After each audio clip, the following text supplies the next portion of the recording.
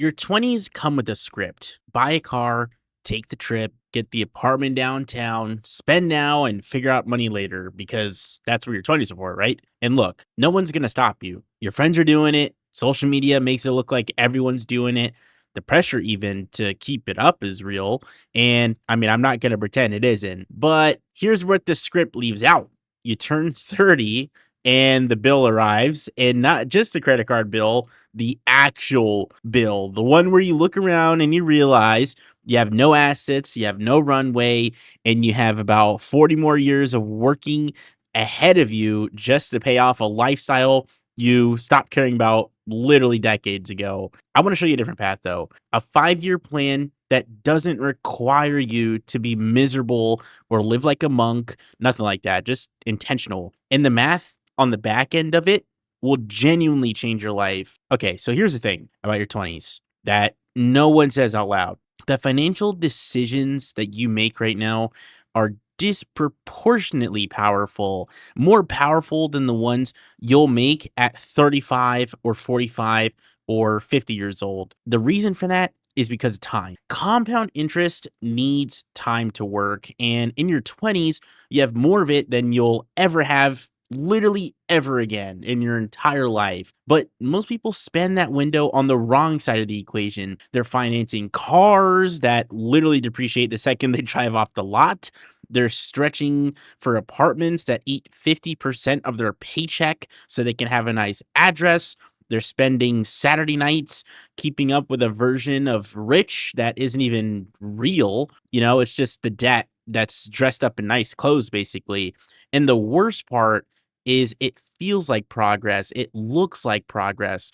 Everyone around you is doing the same thing, so it has to be the move, right? But trying to look wealthy in your 20s is one of the most reliable ways to guarantee you're going to be broke in your 40s.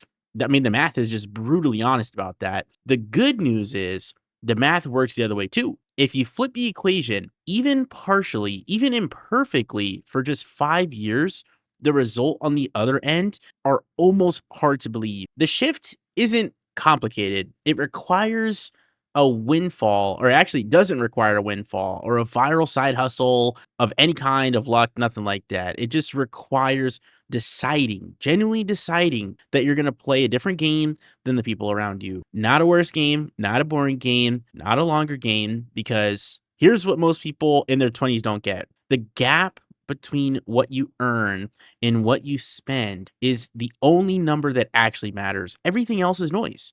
Your salary, your job title, the Instagram aesthetic, none of that stuff builds wealth. The gap does. 5 years of protecting and growing that gap is all it takes to set the rest of your financial life. And you can still go out, you can still travel, you can still have a life. You just have to stop letting lifestyle creep quietly steal your future while you're not looking. There are rules to this. They work together, and the order matters. The first one: defend your income. The single biggest wealth killer in your 20s is not bad investments or a low salary. It's lifestyle creep, the slow, invisible process of your expenses rising to meet every raise, every bonus, every uptick in income. You get a promotion, so the apartment gets nicer. You land a new client, so the car gets upgraded. It feels earned. It feels like a reward. But what it actually does is keep the gap, that critical gap between income and expenses, permanently small. The move is to lock in your lifestyle early and keep it there while your income grows. Drive the paid off car a few extra years. Split rent with roommates a little longer than feels cool. Say no more than, what feels comfortable. You're not depriving yourself. You're protecting the gap. And the gap is where the wealth is built. The second rule is attack your income ceiling. Frugality has a floor. You can only cut so much before there's nothing left to cut. But your income, it has no ceiling. This is where most financial advice drops the ball because it's all defense, it's no offense. Cutting lattes while ignoring the fact that your salary hasn't moved in 3 years isn't a strategy. It's just slow. Invest time to becoming harder to replace at your job. Learn to negotiate. Most people leave tens of thousands of dollars on the table over a career just by not asking. Pick up a high value skill on the side. Start something small. You don't need a second income that replaces your salary. You just need one that widens the gap. Going from $50,000 to $70,000 or $80,000 over 5 years while keeping your expenses flat doesn't just feel different. The math is completely different. Literally, rule number three is automate the gap. And this is the part most people skip, and it's the one that actually builds to wealth. Willpower is not a financial strategy. If your money sits in a checking account, it's going to get spent. And that's not a character flaw, it's just how it works. The solution isn't more discipline. It's removing the decision entirely. You can automate a percent of your paycheck directly into a Roth IRA or a brokerage account before it ever even touches your checking account. You literally just set it up once, you let it run, invest it in simple, boring index funds like the S&P 500, total market funds, nothing crazy, and you pay your future self first. And then you live on what's left. That's the important part. It sounds backwards until you realize it's the only system that actually works long term. Now, let's talk numbers because that's when things start to look pretty real. So let's say, 5 years, let's say you're 24 right now. You lock in your expenses, you grow your income, and you automate investing. Not perfectly because, life isn't perfect, but consistently at least. You end up investing around $1,500 a month on average across those 5 years. By 29, you've got roughly $110,000 invested. And here's the part that genuinely stops people.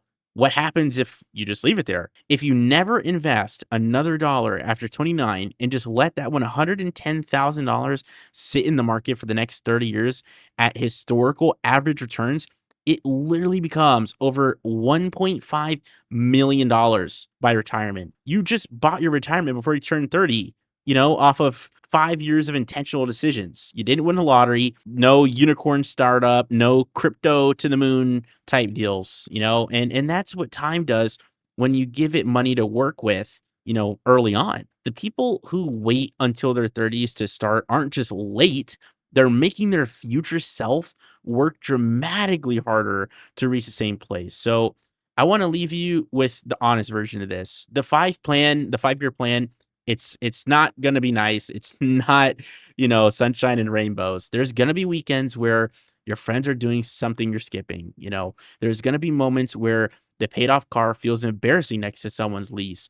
There are going to be times when the gap you're protecting feels invisible and pointless. But I want to remind you of something. It's not invisible.